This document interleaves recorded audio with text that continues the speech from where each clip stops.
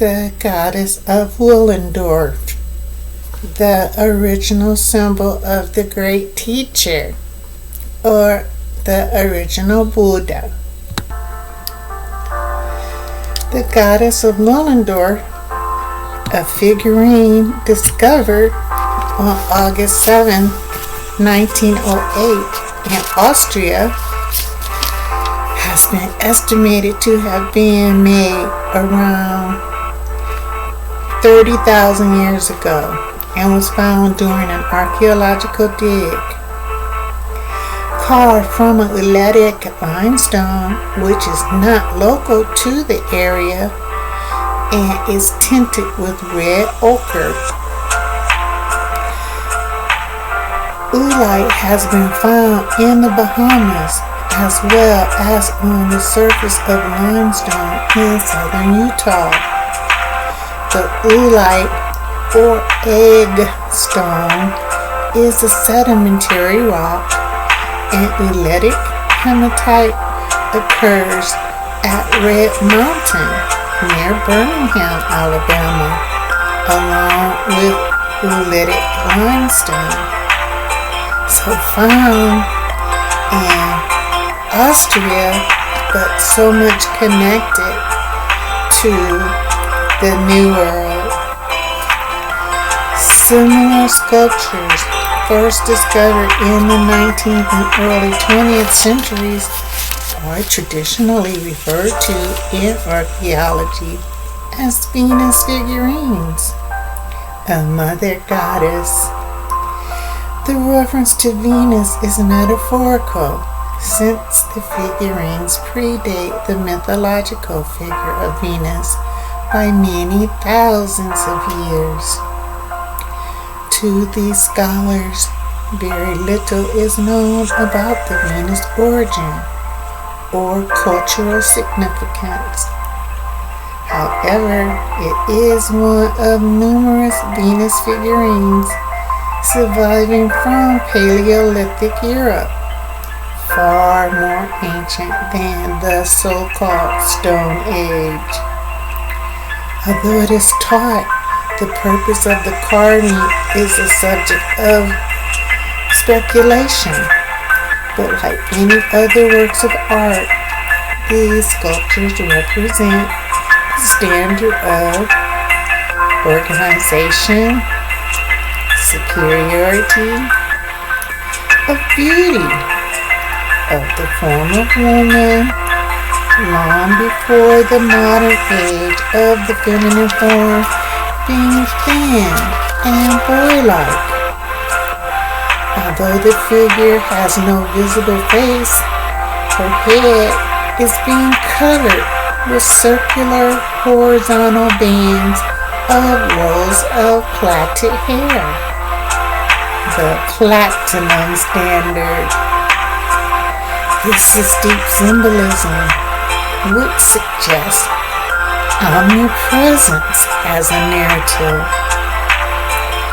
The goddess of Willendorf represents the moment in time and space.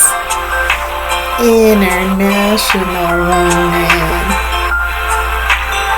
It has been hypothesized the figurines may have been representative of self-portraits. This theory stems from the correlations of the proportions of the statues to how the proportions of a woman's body would seem if one is looking down at oneself, and believed this would have been the only way to view the body during this period. It is speculated the complete lack of facial features accounted for the fact that perhaps the sculptors did not own mirrors.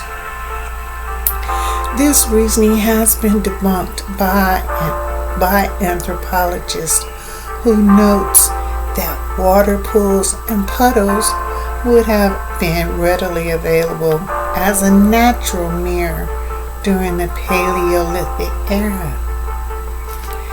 The facial features were not important during this time because perhaps it was realized the facial images are subject to change, but the DNA and genes that give the physical nature the blueprint was more important in proving an eternal bond, an eternal bloodline, symbolizing a chain of Buddhas. This goddess of Willendorf is a prehistoric symbol of what is now termed Buddha, the enlightened one, one's own truth teacher. There cannot be a coincidence that the closest site of Oolite used is on the other side of the Alps in northern Italy, home of the Etruscans who gave the original myths of Aphrodite. And what is the likelihood the source of Oolite came from a site in eastern Ukraine? While Italy has the highest statistical probability with its Etruscan roots, the Ukraine is closer to sites in southern Russia where similarly styled figurines have been found. But as sacred symbolism, the goddess's reappearance within consciousness and manifestation represents one's own truth in action, the overcoming of the world ego. In either case, this proved woman as an inner omnipresence and outer international presence, and the mobility of this ancient population. It is odd that Putin's recent revealings of Russian portraits of a black Jesus, but not sharing information of the goddess figurines found there, offers more proof of patriarchal suppression and seems to be the motive. Similar Stone Age figurines of women with enlarged breasts, protruding stomachs, and ample hips have been found all across Europe and Eurasia. The indigenous works of art give proof of an enlightened culture and represents sublime reality at play. The true meaning and purpose have long been subject to archaeological bias.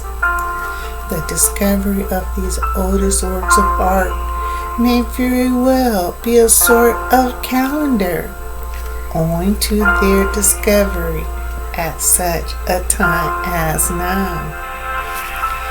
Because of trends to emasculate the feminine form into a more masculine imagery, these prophetic figurines stand as the motif of what a woman should look like, the representative of fullness in the presence. From that period to now, the present. Because surely the goddess of Willendorf is a clue to the body of the goddess image to come, or prophesied, if the cycle of 26,000 great year is to be accepted. Plato hypothesized the winding orbital motion of the planets forward or backward in time, would arrive at a point where they are in the same position as they are today, representing full circle or the fullness of time, with the hair wrapped around the head, which the hair wrapped around the head and face would suggest. This period suggests a unified return. The goddess of Willendorf stands as proof of an advanced culture that covered the earth, from which the sacred bloodline, emanated.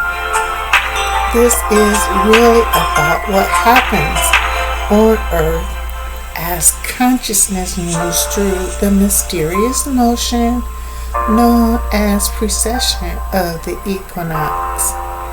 The balance of the subconscious and consciousness within a specific bloodline of light, the plasma being. Prehistoric cultures around the world resonate this theme. Nature moves in cycles that alternate the golden or inner and the dark unconscious or outer realities. The slow movement of the conscious is known as the precession of the equinox. It is the cause and timekeeper of the cycles of awakening, resurrection, renewal, rebirth, and finally restoration. The Golden Age, the restoration of superconsciousness with the lower state, is now as one's companion, friendology, and is carrying one through the great cycle of galactic and celestial alignment. The discovery of the goddess of Willendorf is not only a timepiece, a hidden clock that means one is now at the risen state of solar development and the overcoming of the world ego condition. This great year has been encoded within the DNA of the Great One as Sirius and is virtually known in some form in all ancient cultures as myth and folklore. As one's consciousness expands, the grand cycle plays out, resulting in enlightenment and grand illumination, where the dark age, unconsciousness, or sleep, and the inner dreamer of ego misery must flee. Finally, the grand rising of consciousness, awakening, is continuing to the present now, the spontaneous presence. All the symbolism of great cults who preserve gnosis and megaliths, pyramids and temples, and art so carefully laid out to resonate with the rarefied matter of ascension. The goddess of Willendorf represents the great year, the beautiful day, confirming her wisdom. The Golden Age, Satya Yuga of India, is the age of truth and resurrection from the long good night, forgetfulness and oblivion. Now is when the central intelligence, The womb chakra is at its highest stage of super consciousness, and one is receiving source gnosis that is in harmony with the sublime plan. One stands humble at the current stage of development of consciousness, reflecting the wholeness, the golden age, outwardly as oneness. Now one's consciousness resembles a garden of immense proportions. The being alive experience. Truth within the physical nature of the physical instrument. This is the platinum age, represented on the goddess figurine by the hair wrapped around the face and head. She, the real heirs, is replacing the fabricated bondage, the mummy from whence one has been freed. Now, sublime intelligence operates as an advanced level of being with traits such as telepathic intercommunion and perfected memory. Now, one's present level is an actualization, the complex comprehension of the mystery, which is still impossible to convey, but one is able to intuit the enormous possibilities. The awakening of the four levels of consciousness are not separate time periods as taught. The golden age is simply a conceptualization of superconsciousness. Platinum age, erroneously turned silver, represents the rightful heirs, symbolized by plaited hair. The Bronze Age represents the gnosis that superconsciousness will express in the electrical or atomic age through the understanding of the electron, photon, and the fine matter, whose subtle forces embody attributes characterized by electrical and atomic understanding. The Bronze Age represents the reversal of the descending period that moved away from the solar light, where there was a loss of material development. Now, on the ascending plane, the material rarities resonate powerfully. Although the changes have been slow, the goddess of Willendorf represents the shifting of the material orientation of the refined and purified nature, ushering the biggest revelation of the transfiguration of body towards the subtleties operating within the womb chakra. The Iron Age symbolizes the bloodline revelation that the goddess of Willendorf represents as Venus, the venal system, the veins. The fabricated matrix has released its icy grasp, and the material nature is redeemed and purified from the gross world ego.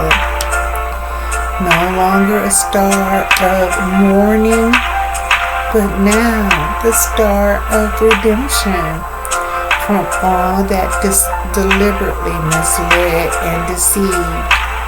The meaning of the demon collie as the lowest point of descent of conscious. Gratitude to the goddess of Willendorf for her enduring presence.